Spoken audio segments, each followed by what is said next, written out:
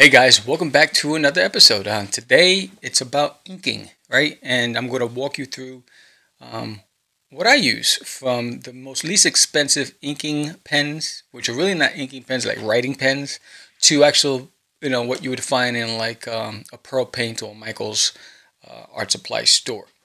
And the purpose of them. I'm not a professional inker. I will never say that I am. I am a practicing inker. I'm getting better every day. But on top of me showing you the different types of pens that I use, I'm also going to recommend this book here. And it's the Thomas and Hudson Manual of Rendering with Pen and Ink by Robert W. Gill. Created in 1973, reproduced in 84. I bought this in the late 90s on top of my How to Create Comics the Marvel Way.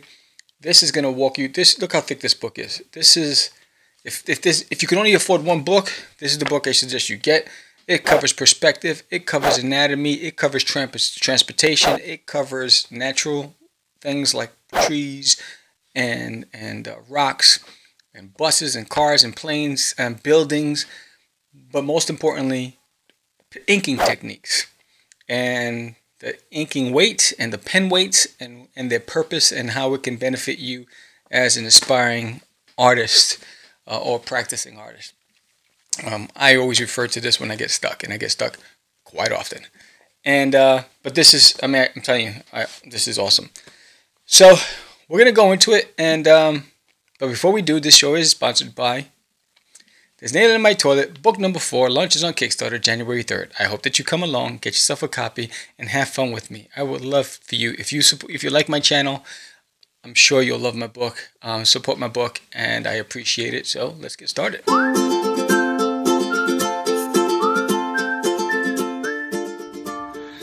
Alright guys, so we're back, and as I promised, this segment is really focusing on pen and inks, and this book here, I think every illustrator should own, especially if you're a traditional artist and you sell a lot of work, you're doing sketch cards, whatever you're doing, a lot of original work.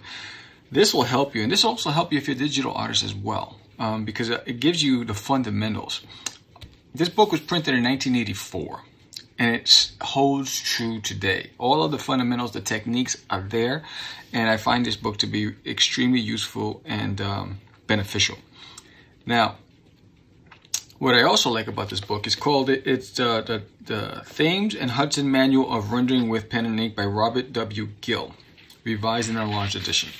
Right? So, in the introduction phase, you have perspective drawing, and you're probably saying, well, what does perspective have to do with inking? It has everything to do with it, because if you are drawing in perspective, you have to understand the difference in line weight, right?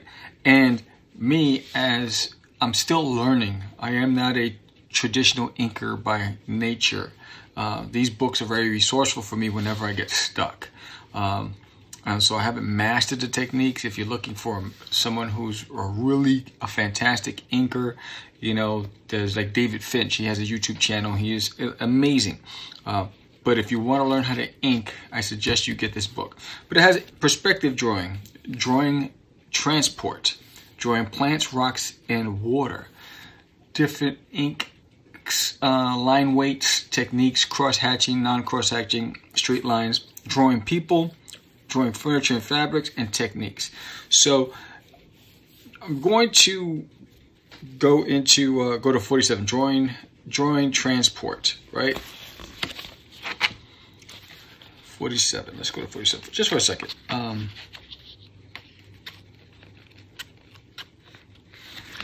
So here, drawing transport, right? And you see by this illustration right here, look at you have 3 different images. Right, you have a plane, you have a vehicle, and you have a boat. And you can look at the textures, the line weight, the styles, right? You have, it's almost like a dot matrix style of inking. You have heavy line weights, you have light, and then it gets lighter with the boat, right? So in preparation of a perspective drawing of a building or a bridge or the interior of a room, it is necessary to show things normally associated with the subject to give atmosphere, scale, and a view of the subject as it will look to a person observing it from a chosen viewpoint. So basically, if you're doing a street scene, all of these other things will help to bring things more relatable, make it more relatable. So if you're just drawing a guy walking down the street, having a car in the background, it's not the centerpiece of your illustration, but the guy in the back, the car in the background adds to the mood, right? Just gonna go back to and then here you have, if you have trouble drawing cars, this is for you, because you have all different angles, side view, rear view, bus dimensions in relation to human beings. You see here with the vehicles how it is a person standing naturally. What's the size? Where does the waistline meet the rear trunk of the car? The height of the trunk of the car. Your trucks. And it walks you through, again, perspective wise. If you're struggling with perspective, this book is fantastic for you.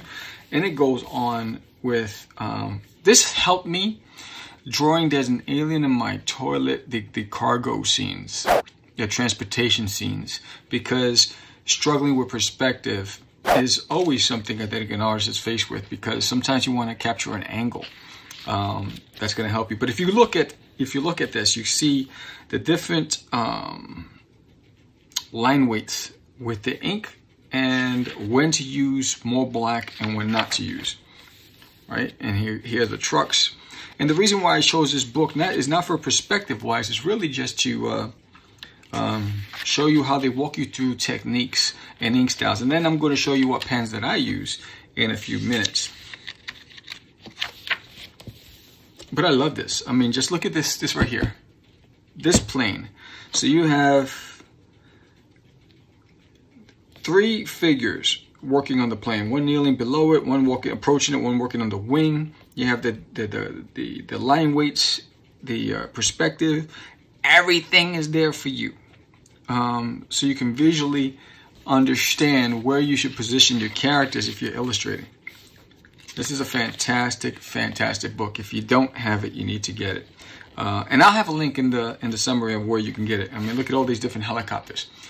Now, when I was doing my helicopters, I wish I'd have looked at this first. But look, you have boats. So again, transportation. If you're looking to learn how to draw transportation, this book is a helpful guide. And I hear drawing rocks, water, and plants. Trees, more than motor cars, are endless in their variety, shapes, and sizes. Like cars, they are used in perspective drawing for many reasons, one of which could be that there is a tree or a group of trees growing in front.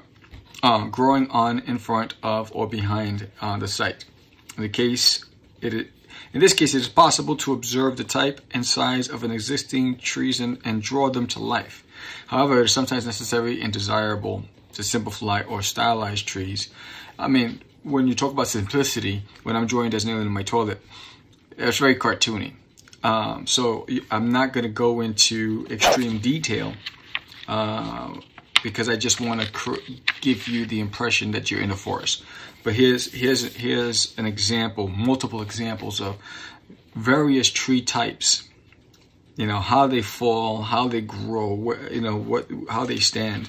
And again, if you struggle with nature, this is your book, and you're gonna hear me say it a lot, right? This is fantastic. I mean, it was beautifully rendered. It's amazing, the quality. I mean, this was done in the 80s. Actually, I'm just going to go back real quick. When was it first published? 1973. Then republished in 84. Fantastic. 73. And look how it holds and stands tall today.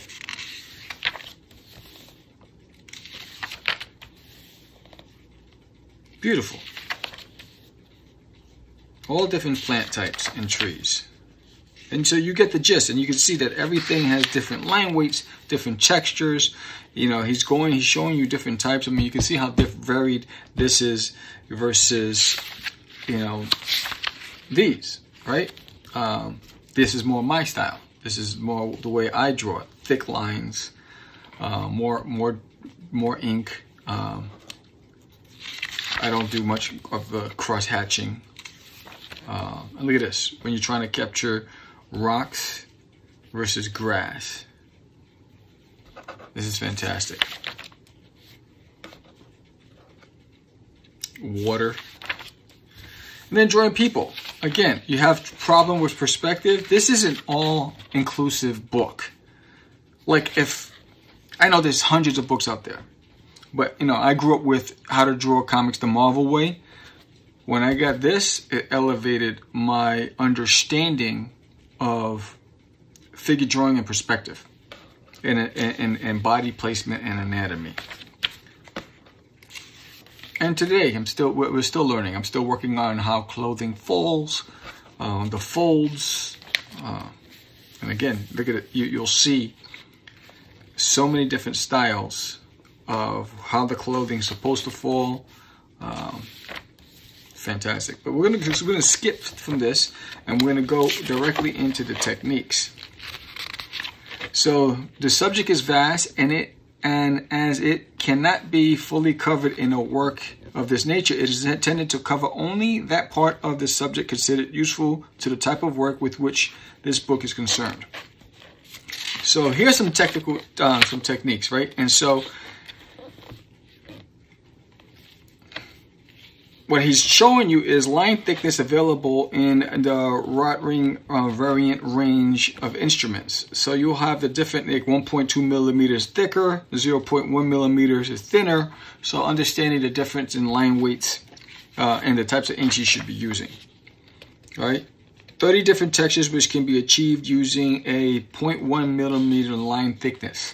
So it's also walking you through the types of pens you should use to capture the look that you're trying to go for.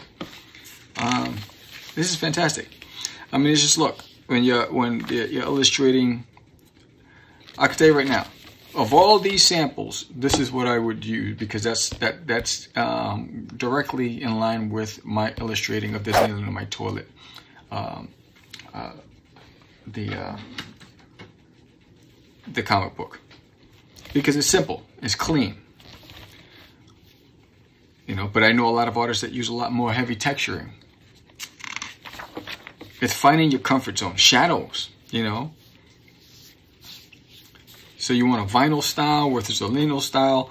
Carpet, how should carpet be placed? Illustrated. Stones or wood block.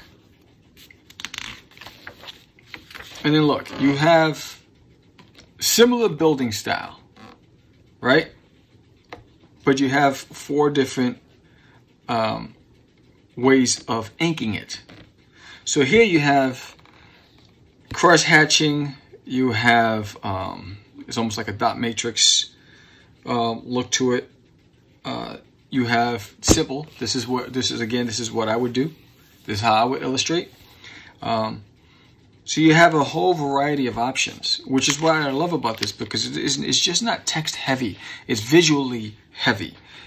Every page provides you with some sort of visual aid to walk you through his narrative, right? Example, I showed a method of shading using vertical lines on vertical surfaces and lines in perspective on horizontal surfaces. Example, II, which is this one, is the same building with freehand dots. That's what's freehand dots of a varying density to show shadows on various surfaces. Example, III has shadows similar to example I. So this is this versus this, right?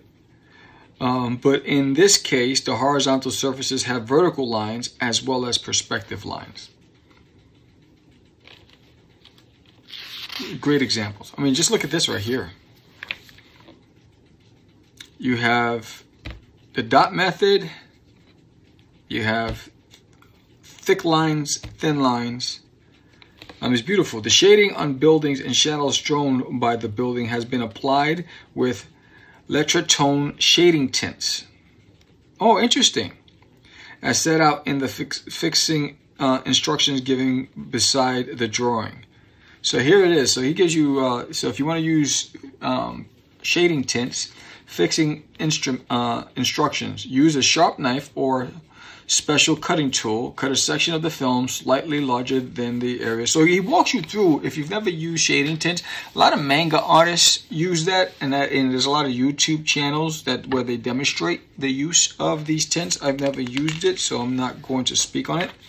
But here it is, look at this. You have trees using razor blade, and simple trees using a stipple brush and India ink. This is fantastic, right? Look at this. So this is with a razor blade, and this is with India ink and a stipple brush. So you can still capture the look you want, but again, it's how you use the tools to capture the look you want.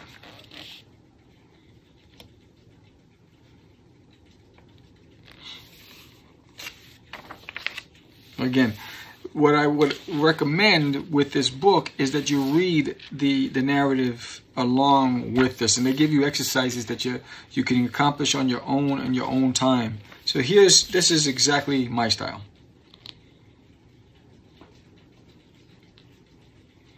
You know, simple line weight, thick lines, varied line sizes, clean, easy to color. This is my typical go-to place. When I started illustration years ago, I try to capture these looks. And again, this is walking you through how to use Instatext shading. Then it walks you through where the light lands and how to use an airbrush. Right? And so again, this is a beautifully rendered book, truly helpful for every artist. I have some pens that I use here that I'm going to just show you different line weights. And again, like many of you, I'm still learning how to ink. It's not my strongest point. My strong suit is really taking my line work and coloring it to give it more of the pop. But because I do a lot of commissions at conventions, I'm challenging myself to get better inking. All right. So again, this book is called the Thames and Hudson Manual of Rendering with Pen and Ink by Robert W. Gill.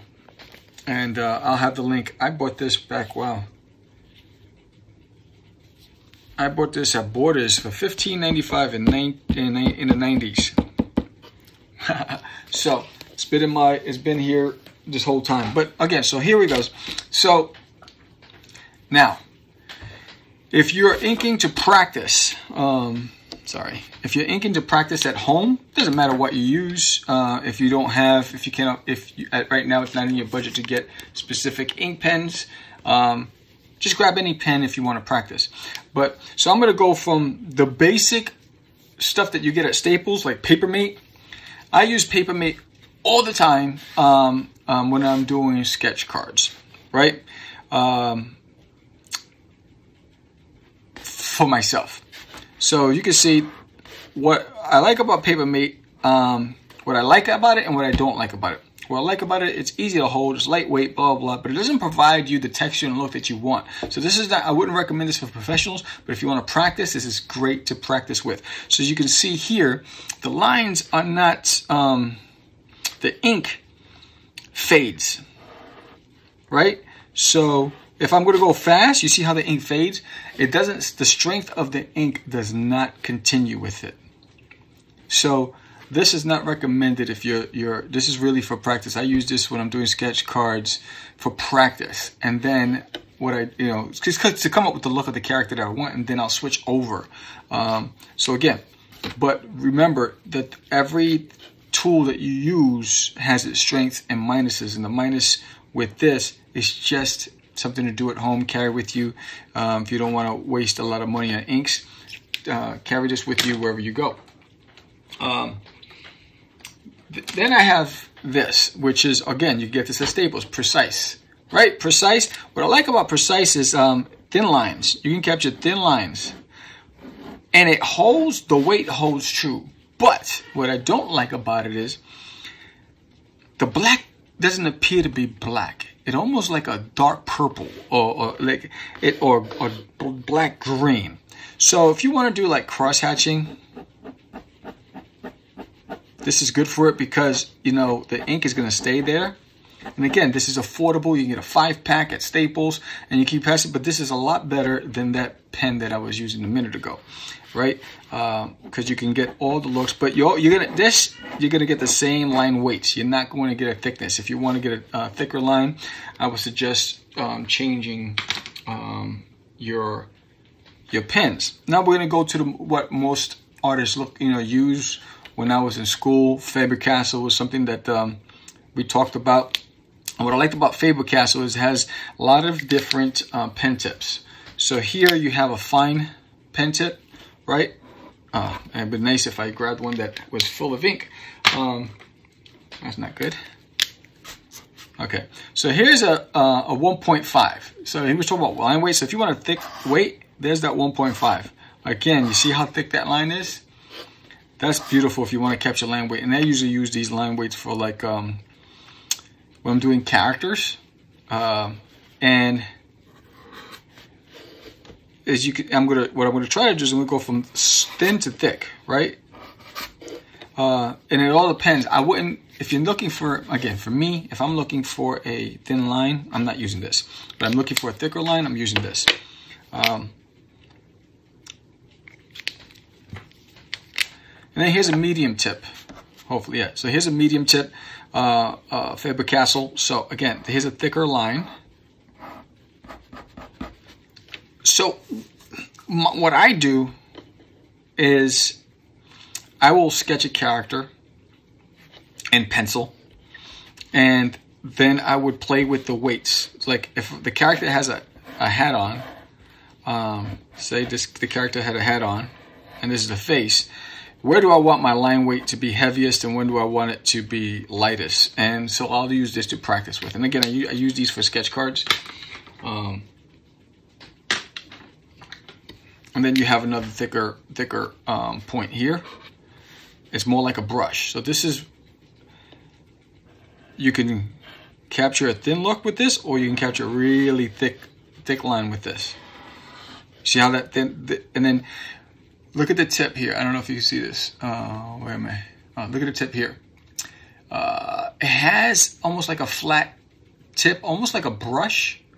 So it allows you to get that flat line that way, and then that thin line going the opposite way. And the ink holds true. So you're always going to get that consistent black.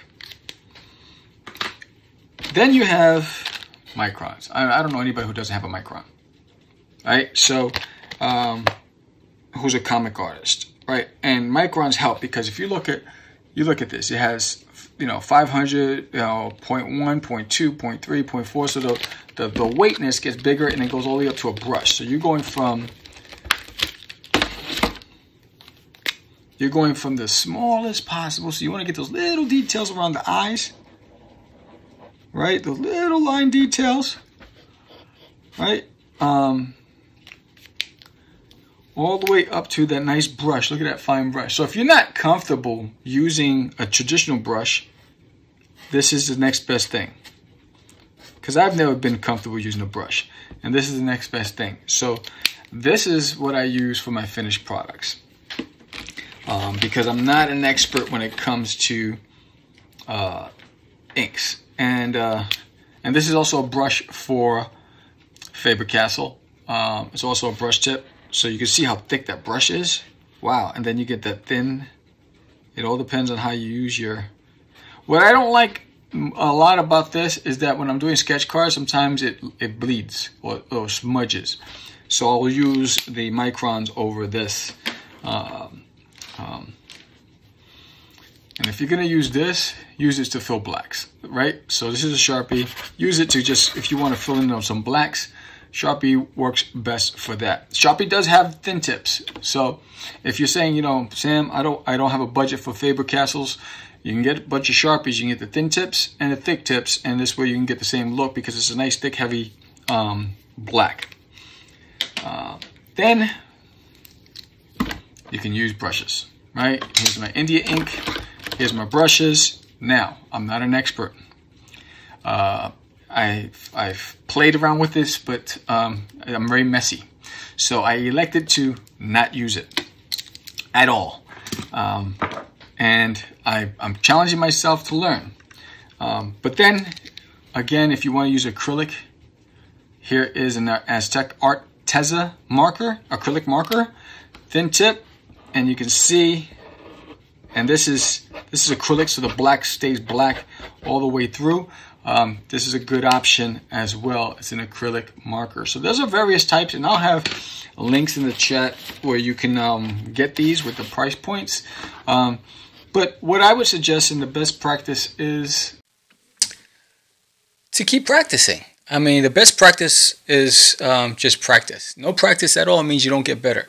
So keep practicing. Find your comfort zone. We all have our comfort. My go-to is clean line art. Simplicity is best for me. I'm a cartoony style illustrator, but there's a lot of artists out there that need a lot of rendering and textures, and so the only way to really accomplish what you want to is to just keep practice. Try different pens, try different styles. Again, I'm uncomfortable with India ink and a brush, right? And it's something that's on my list to work on to get better, because I want to get better. You know, I was scared of acrylics. I've been working with acrylics lately, and I'm practicing to get better with acrylics. So you can only get better by practicing. And I'm hoping, you know, that this video served its purpose.